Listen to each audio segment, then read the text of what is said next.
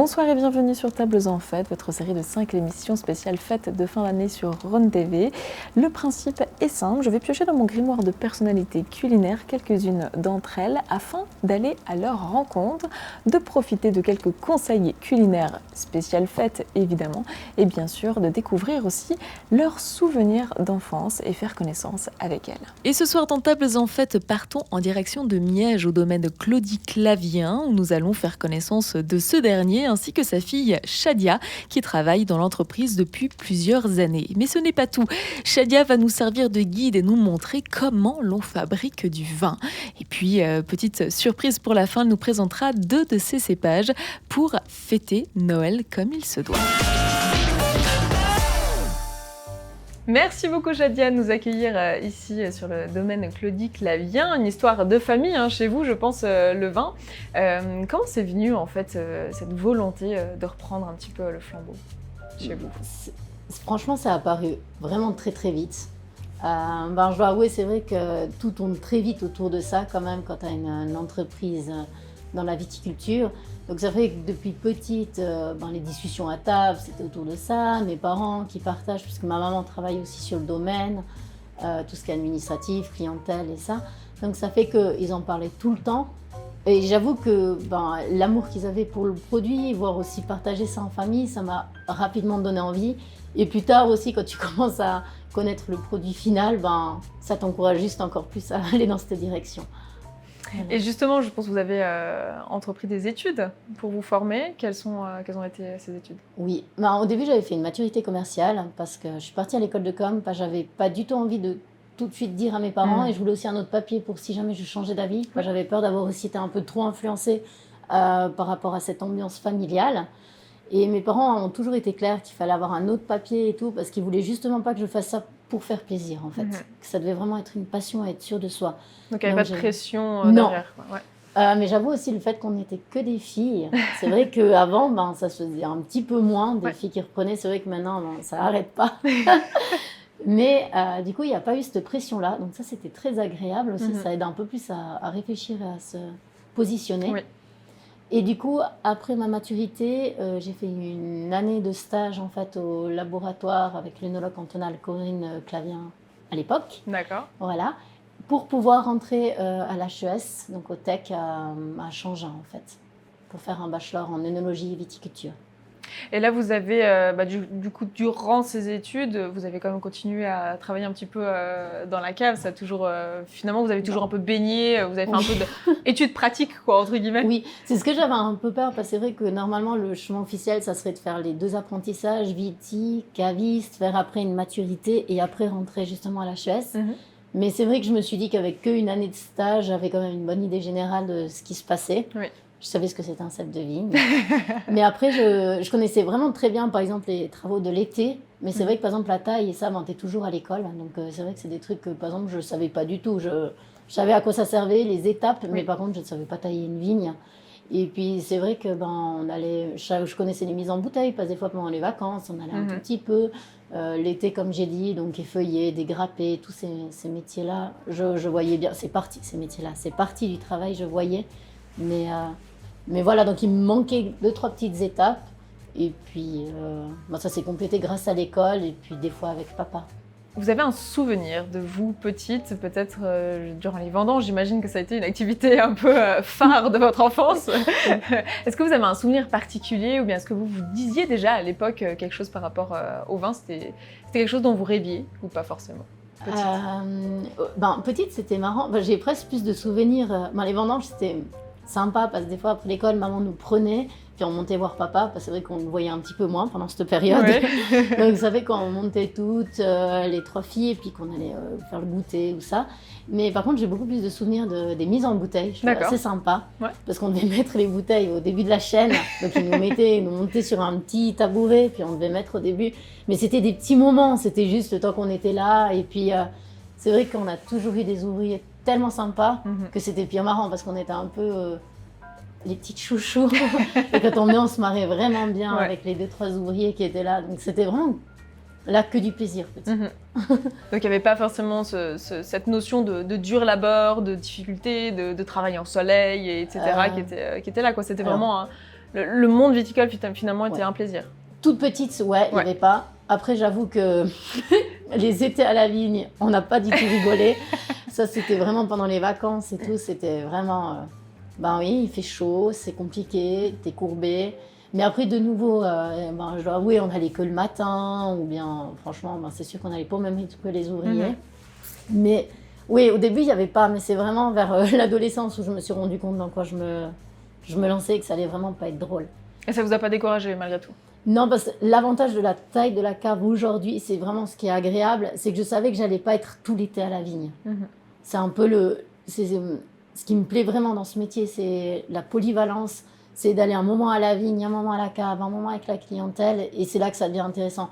Je dois avouer que si j'étais que vigneronne, ça ne me plairait pas. Si j'étais que caviste, enfermée de 7h le matin à 6h le soir dans la cave, ça me plaît pas. Ça me plaît pendant des courtes durées comme la mise en bouteille, comme les préfiltration ou tout ça, mais pas comme ça tout le long. Et puis c'est cette polyvalence qui est vraiment, vraiment sympa. Est-ce que malgré tout, là vous parlez justement des qualités de cette polyvalence-là, mais malgré tout, est-ce que vous avez une étape préférée, ou du moins qui vous fait le plus plaisir? Ouais, quand même la cave. Quand même. Ouais. Non, franchement, les vendanges, c'est incroyable. C'est vraiment incroyable. Et là, on a beau dire que c'est pénible, mais en fait, on se rend tellement pas compte parce qu'on est tellement dans une énergie. Et je sais pas, on est vraiment motivé. Et on se rend même pas compte des heures qu'on tape. Et puis voilà.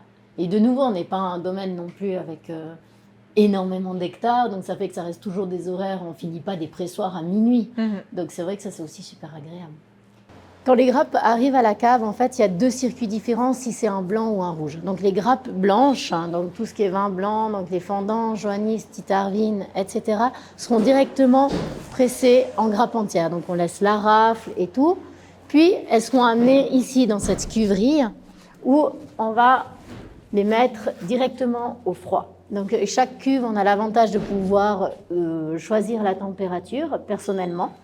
Ça veut dire que, par exemple, là, j'ai du fendant, donc on va la mettre au froid. Et la première grande étape, ça sera le débourbage. Donc, en fait, on va laisser toute la nuit au froid. Les bourbes vont se déposer au fond de la cuve et le lendemain, on enlèvera. Les bourbes, en fait, c'est toutes ces petites saletés, si on veut, les pépins, la pellicule, toutes ces petites choses qui pourraient amener de l'amertume au raisin. Et après, tout simplement, le vin va commencer, en fait, sa fermentation. Donc nous essayons de faire en fait des fermentations assez froides, comme ça on maintient beaucoup plus d'arômes. Donc ça veut dire qu'on commence à peu près à 16 degrés et tous les jours je vais venir contrôler les étapes de la fermentation, donc cette transformation de sucre en alcool. Donc ça va commencer par exemple, là on avait le fendant à 80 degrés Oxley, c'est le taux de sucre. Et là par exemple chez une petite arvine on sera plutôt dans les 100 et quelques et ça va progressivement descendre les sucres et augmenter le taux d'alcool. En fin de fermentation, tout simplement, le vin est quasiment fini pour les blancs.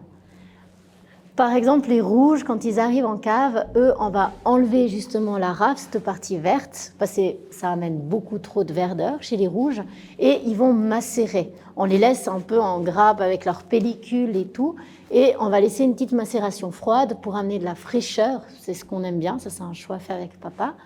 Et on va laisser comme ça macérer au froid. Et après, on va laisser gentiment augmenter la température et ça va aussi fermenter, donc transformation des sucres en alcool. La différence, c'est que là, on ne gère plus du tout les températures parce que les rouges, ça va beaucoup plus vite parce que c'est une grosse masse et puis qu'il y a encore justement la pellicule et tout. Et c'est seulement après qu'on pressera ce rouge. Quand les rouges seront pressés, ils partent pour la deuxième fermentation. Donc là, ils sont mis aussi dans ces cuves inox. Donc par exemple, là, j'ai la Syrah. Donc elle est venue ici. Donc elle a fait sa première fermentation dans des gros bacs en macérant et en fermentant. Et ici, elle est en train de faire gentiment sa deuxième fermentation. Donc là, on chauffe la cuve pour qu'elle puisse faire une deuxième fermentation. La deuxième fermentation, c'est pour vraiment baisser l'acidité, pour avoir des vins un peu plus ronds, moins agressifs en bouche. Par contre, les blancs, ça fait déjà quelques années qu'on ne fait plus de deuxième fermentation parce qu'on n'a pas beaucoup d'acidité ici en vallée et qu'après, on a des vins beaucoup trop mous. Quand les blancs auront fini leur première fermentation et les rouges ont fait leurs 2 fermentations, on va gentiment les travailler jusqu'au printemps en fait, jusqu'à la mise en bouteille. Donc les préparations, c'est justement d'affiner le vin, de jouer un peu avec de la micro-oxygénation, d'essayer d'affiner en fait le vin jusqu'à la fin. On est dans un canton où le vin est quelque chose d'extrêmement important aussi. Quelle est la direction justement que vous avez choisie à partir du moment où vous avez commencé à travailler avec votre papa pour peut-être vous différencier un petit peu des autres domaines? Donc déjà, je trouve que papa avait pris déjà une position en voulant faire vraiment du vin de qualité. Donc c'est vrai que la qualité en général a beaucoup augmenté, que ce soit en Valais ou en Suisse. Mais on essaye vraiment d'être dans le haut du panier, en étant très très strict en vigne, j'aime bien le répéter, en voulant vraiment faire des vins vraiment, pas de haut de gamme, mais qu'on est vraiment... Voilà, pas des vins qu'on a juste envie de faire du vin chaud avec. Et après, en arrivant, où on s'est dit qu'on pouvait encore vraiment s'améliorer et qu'il fallait vraiment maintenant commencer à se positionner, c'est vraiment un peu biologique. Donc, je précise qu'on est loin de l'être. Enfin, j'admire ceux qui le sont déjà.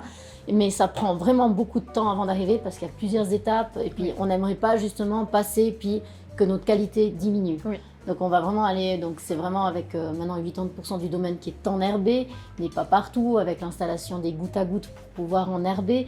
Et puis essayer les bonnes années d'avoir des traitements complètement biologiques. Mais par contre, on avance step by step. Et puis vraiment, moi j'ai cet objectif un jour d'avoir ce label, mais en allant progressivement. Justement, est-ce que faire du vin aujourd'hui est différent qu'à l'époque de votre papa? Dans le sens, justement, est-ce qu'il y a une pression particulière, que ce soit en label, que ce soit justement en qualité, ou vraiment toujours cette poursuite de la qualité et puis d'être toujours stable, en fait? Est-ce que c'est plus difficile aujourd'hui qu'à l'époque, selon vous? Je suis certaine que c'est plus difficile. Non, mais je le pense vraiment parce qu'il y a cette forte pression niveau environnemental, mais que ça soit dans n'importe quel métier, qui est vraiment important, ça je ne remets même pas en doute. Donc il y a déjà cette pression-là, mais par contre on ne se rend pas compte du boulot que ça demande en plus, c'est vraiment énorme, surtout dans la viticulture. On oublie aussi que c'est un travail d'une année pour un seul produit, un seul millésime, contrairement à la bière, ou bien où on peut se planter, refaire, voilà. Et puis il y a aussi, la qualité a vraiment augmenté. Avant c'est vrai que j'ai l'impression que la génération de mon papa est peut-être juste entre celle encore d'avant, il n'y avait que quelques personnes qui se positionnaient dans le bon vin. Et par contre, maintenant, j'ai l'impression que le bon vin d'époque, c'est la moyenne d'aujourd'hui. Et que pour se différencier, il faut vraiment être encore meilleur. Alors, je pense que c'est un peu plus compliqué. Et qu'il n'y a vraiment que des bonnes caves. Et comme on a expliqué, il y a plein de deuxième génération qui arrivent, donc qui ont déjà l'expérience de la première, ou même des troisième générations. Et ça fait qu'on s'appuie, qu'on progresse, voilà. On avance gentiment. Est-ce que justement, selon vous, c'est un avantage d'avoir cet héritage familial en plus? Alors, je pense qu'en majorité, c'est un grand avantage, mais il ne faut pas oublier qu'on travaille quand même avec sa famille. Donc, c'est vrai qu'avec papa, ça se passe super bien, et maman aussi, parce que c'est avec papa que je suis la plupart de la journée, mais on a un peu les mêmes caractères, donc ça matche super bien. Mais je pense que dans d'autres cas, ça peut être très, très compliqué. Et puis, il y a des fois un peu tout qui se mélange. C'est vrai que si la veille, tu t'es vu un repas de famille et puis qu'il y a eu des sujets un peu tendus, ou que l'inverse, en fait, la journée, il y a eu 2-3 sujets, le soir, tu n'as peut-être pas envie de manger en famille. Et puis, c'est vrai qu'il y a un peu tout qui est tout le temps mélangé, en fait. Ça, c'est un peu spécial. Mais par contre, j'ai l'impression que l'aide et l'amour qu'il y a autour est tellement plus fort. Mais ça, peut-être, je me trompe, je ne me rends pas compte. Sûrement qu'il y a des gens qui accompagnent très bien des personnes qui reprennent leur domaine et qui ne sont pas de la famille. Mais c'est vrai que c'est assez fort quand c'est ta famille. Ça tient évidemment à cœur aussi de perpétuer en fait, ce travail qui a été fourni. Oui, énormément. Oui, je viens d'avoir une petite fille et c'est vrai que si j'arrive à lui donner l'envie qu'on m'a donnée, mais sans que ça soit qu'elle se sente ni forcée, ni quoi que ce soit, mais que juste en me regardant travailler, elle ait envie, je me dis que j'aurais tout gagné. Justement, est-ce que c'est compliqué d'allier votre vie de jeune maman et votre travail aujourd'hui? Déjà, j'aurais peut-être pu mieux faire en dehors d'accoucher pendant les vendanges. C'est un très mauvais calcul. Très, très mauvais calcul. Oui, c'est là que je me rends compte de la difficulté de... Ben, on est quand même patron d'entreprise, il y a quand même des points qu'on ne peut pas rater, comme les vendanges, comme répondre aux clients, répondre au téléphone. Et c'est vrai que c'est pas un congé mat comme on peut l'imaginer. Mais voilà, ouais, voilà. Au moins, on s'ennuie pas. Voilà, il y a du rythme. Et puis voilà. En tout cas, on va pas tout de suite faire 5 enfants. Voilà. Exactement. Donc, quand ces vins sont prêts, on va les filtrer et après, ça sera mis en bouteille. Donc, nous, on a une grande chaîne où justement les bouteilles sont remplies, mis le bouchon et ensuite étiquetées directement, enfin, et mis dans les cartons. Comme ça, tout est prêt. Donc ici, on arrive dans le chai à barrique, voilà. Et justement, ça c'est pour tous les rouges qui seront élevés en barrique. Donc le rouge aura fait sa première fermentation et viendra faire tranquillement sa deuxième fermentation dans ses fûts de chêne. Donc là, vraiment, on ne chauffe pas, on laisse le vin prendre son temps. Il a 1 année en fait pour faire gentiment sa deuxième fermentation et il sera mis en bouteille l'année suivante. Donc là, maintenant, on a entonné les 2023, mais ça veut dire qu'ils ne seront plus touchés jusqu'à novembre 2024 en fait. Et puis c'est là que tout le travail va se faire parce que le vin a plus de temps, les tanins seront plus fondus. Et là, on travaille vraiment avec les cornalins, les syrahs, les pinots noirs. Et on joue aussi avec barriques neuves ou non en fait. Donc nous, on garde en général 3 ans les barriques. Et puis on répartit selon les cépages, leur caractère, leur force à supporter le bois. Donc souvent, par exemple, les pinots noirs, on met des barriques plus de premier ou de deuxième passage. Et par contre, les merlots, les cornalins, on peut mettre un peu plus de pourcentage de bois neuf parce qu'ils ont un peu plus la carrure pour porter le bois, sans que le bois les écrase. Le but, c'est vraiment que le bois soit un accompagnement et permette ce travail d'oxygène, en fait. La visite, elle se termine ici. Justement, les vins que j'ai sélectionnés pour un bon repas de Noël, c'est justement un vin qui a été élevé 1 année en barrique. Donc, ce sera le Cornalin Fût de Chêne 2021 qui ira top avec vos viandes de fête. Là, je vais peut-être questionner un petit peu plus vos souvenirs d'enfance. Est-ce que vous avez une saveur? Alors là, on peut parler de vin, mais on peut parler aussi d'un plat ou autre. Est-ce que vous avez une saveur un peu Madeleine de Proust qui vous rappelle votre enfance?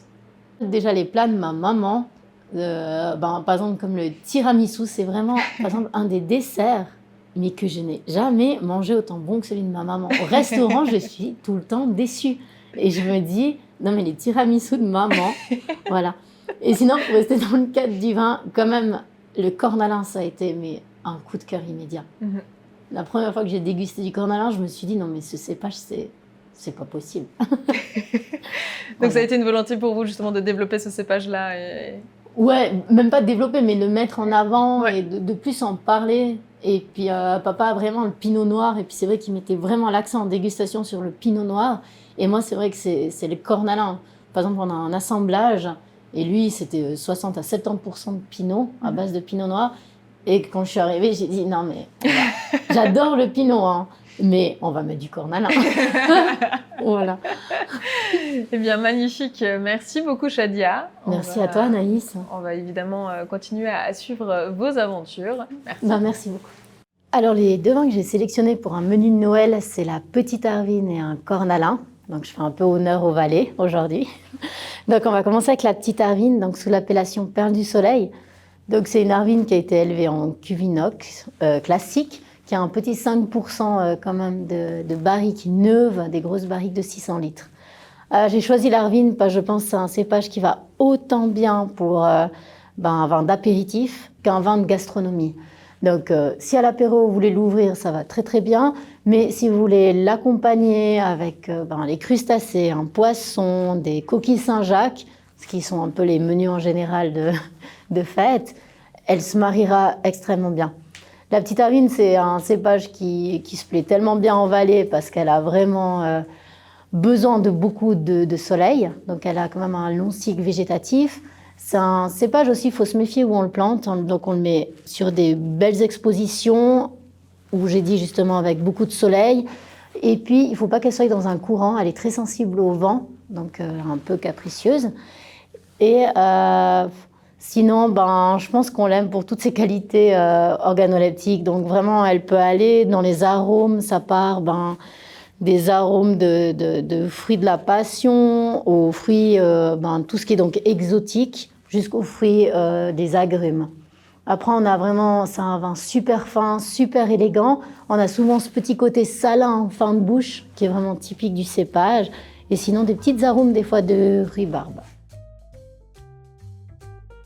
Pour la suite du repas, je vous ai sélectionné bien sûr un cornalin fût-de-chêne, vu que c'est un peu mon cépage fétiche.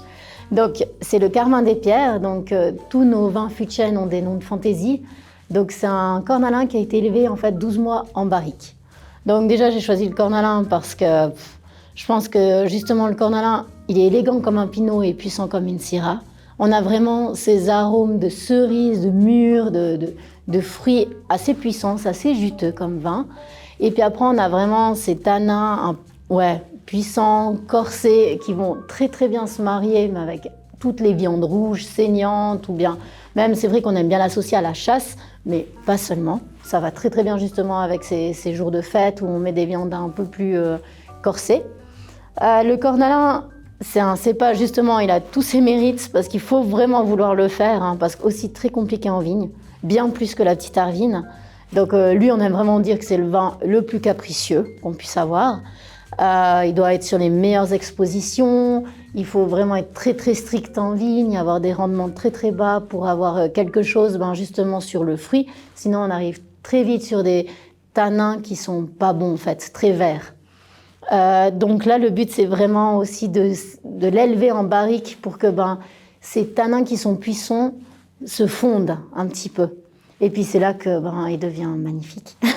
Donc on a vraiment cette alliance sur le fruit. Et puis après, j'aime bien dire que la barrique amène une troisième dimension au vin. Et on a l'impression que c'est beaucoup plus complexe. C'est aussi un cépage qui sera sympa sur le vieillissement les 5 premières années. Après, il change complètement, mais c'est un vin qu'il faudrait garder un peu plus longtemps pour justement lui laisser le temps au tanin justement de se fondre un peu plus. Même si le travail a déjà été fait pendant une année en barrique. Voilà, alors santé avec ce cornalin. Et puisque dans quelques jours c'est Noël et que l'une de ses valeurs principales est le partage familial, nous allons profiter d'avoir un papa et sa fille avec nous pour une interview croisée où nous allons aborder évidemment le domaine familial, mais également quelques souvenirs de fête. Alors, j'aimerais bien savoir comment tu as commencé, ce qui t'a donné envie de te lancer là-dedans au tout début. Alors j'ai eu la grande chance de pouvoir travailler avec mes parents pendant de longues années. Mes parents, ils livraient dans une coopérative qui s'appelait Provins et qui s'appelle toujours Provins. Et puis j'ai rapidement eu ce plaisir de travailler dans la vigne.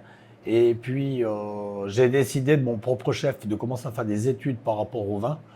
Et puis à partir de là, de monter ma propre entreprise de manière à essayer de commencer à produire du vin. Et j'ai été progressivement jusque j'ai réussi à produire l'entière de ma production. Mais t'as pas eu peur d'un coup de te retrouver indépendant et il y avait quand même cet avantage de livrer la vendange, d'être tranquille, d'amener, d'avoir un salaire? Ouais, je pense que l'insouciance et la jeunesse a fait que je me suis lancé sans trop réfléchir à ce qui pouvait aller devenir ou ce qui pouvait se passer. Et puis, encore une fois, j'ai eu vraiment la chance que mes parents m'ont vraiment aidé puis m'ont soutenu, et financièrement et matériellement par rapport à mon départ dans ma vie de producteur de vin. Et tu as commencé avec combien d'hectares et de cépages différents? Mes parents possédaient 20 000 mètres de vignes approximativement et il y avait 5 à 6 cépages. Et rapidement, j'ai commencé à côtoyer d'autres personnes et j'ai été passionné par des cépages typiques et autochtones. J'ai commencé à planter du cornalin que je pensais que ce soit un leader par rapport à ce cépage emblématique du Valais et qui devrait être de plus en plus mis en avant parce que je pense qu'il a un avenir et international et national. Et après, je suis vraiment enchanté que Shadia prenne le relais parce que je trouve que la viticulture valaisanne et l'œnologie valaisanne a vraiment quelque chose à dire dans ce monde. Et puis, pour perpétuer et puis pour améliorer la qualité au niveau viticole et œnologique, je pense que le fait qu'il y a des deuxièmes générations, ça va vraiment accentuer et perpétuer la viticulture valaisanne. Et par rapport à tous les problèmes que gère en ce moment la viticulture, le fait que des deuxièmes générations et compagnie, c'est peut-être un élan ou bien une éclaircie par rapport à l'évolution du monde du vin. Et je crois, de ma génération, il y a beaucoup maintenant de deuxième et de troisième génération qui en sont en train de se développer. Et je pense que si vraiment on veut se positionner internationalement et nationalement, c'est vraiment notre seule vérité pour s'en sortir. Qu'est-ce que tu as envie de perpétuer dans l'entreprise ? Il y a beaucoup de choses que j'ai envie de perpétuer. Donc c'est vrai que déjà depuis petite, il y a eu quand même le cocon familial qui a tourné autour de l'entreprise. Hein. Et puis avec, que ce soit toi ou maman, vous aviez l'air vraiment heureux autour de ce métier de passion. J'avoue de te voir aller, que ce soit un moment en vigne, un moment en cave, ce contact avec les personnes. Et puis surtout présenter ce produit qui est assez exceptionnel, le vin.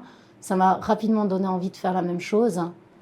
Ouais, je suis contente de faire un métier où on peut être autant à l'extérieur, dedans, et faire un produit qu'on apprécie à la fin et qui est vraiment un produit un peu de plaisir en fait. Et ça, c'est vraiment quelque chose qui me plaît. D'ailleurs, je trouve super intéressant parce qu'on a la même envie de la ligne pour le vin. On a vraiment envie de ces vins assez tendus, secs, avec du fruit, avec vraiment un gros travail en amont. Mais par contre, je trouve qu'on n'a pas les mêmes coups de cœur et qu'on change un petit peu. Toi, tu étais vraiment sur les pinots noirs, si tu vas en parler un petit peu. Et moi, je me suis un peu plus dirigée sur les cornalins ou d'autres spécialités maintenant. Et je trouve que ça se complète bien, en fait. Pas chacun a ses petits coups de cœur, mais par contre, on a toujours le même but à la fin. On a un microclimat qui est extrêmement chaud et sec, où on a un petit peu le souci par rapport au réchauffement climatique qui donne des pinots noirs qui sont un petit peu lourds, un petit peu trop alcooliques. Je me suis beaucoup remis en question par rapport au pinot noir. J'ai essayé de planter le plus haut possible par rapport au cadastre viticole, de manière à vraiment obtenir de la fraîcheur et de la tension par rapport au pinot noir. Et à côté de ça, c'est vrai que toi, tu es arrivé et puis tu as encore poussé plus pour la petite Arvine, pour le cornalin, pour ces spécialités typiques qu'on a essayé de peaufiner, encore d'améliorer la culture. Parce qu'il faut vraiment savoir que le cornalin, c'est un cépage qui est extrêmement difficile à cultiver. Et puis, le fait que toi, tu viennes, tu as fait tes essais d'enherbement par rapport au cornalin. On a essayé de comprendre comment la plante, elle se comportait par rapport à cette concurrence de l'herbe. Et puis, maintenant, en dégrappant, en étant sévère, en étant rigoureux par rapport à la production, on a vraiment essayé d'améliorer ce cornalin et d'en faire un fer de lance par rapport à la viticulture, par rapport à notre viticulture et je pense à la viticulture en général. C'est vrai qu'on a un peu la petite tradition. Par exemple, cette année, c'est moi qui organise Noël et qui les invite. Et ben, on va justement mettre les bouteilles sous cache. Et le but, c'est un peu de jouer, d'essayer de reconnaître les cépages et puis de se faire une petite dégustation de vieux millésimes ou bien de se mettre un peu des petits challenges. Ouais. Et chaque année, on essaye de faire ce jeu à l'aveugle pour essayer d'associer des vins et des plats et puis de faire découvrir. Le seul petit problème, c'est qu'on devient un petit peu lourdeau par rapport au reste de la famille parce que toujours le thème tourne autour du vin. Et puis les autres membres de la famille qui ne sont pas directement concernés, oui, ils sont un petit peu concernés, mais pas autant que nous. Ils aimeraient que boire. Ils aimeraient que boire et pas forcément. Et il y a une certaine pénibilité par rapport au reste de la famille. Mais en résumé, tout le monde retrouve effectivement son moment d'émotion par rapport à cette soirée. Voilà.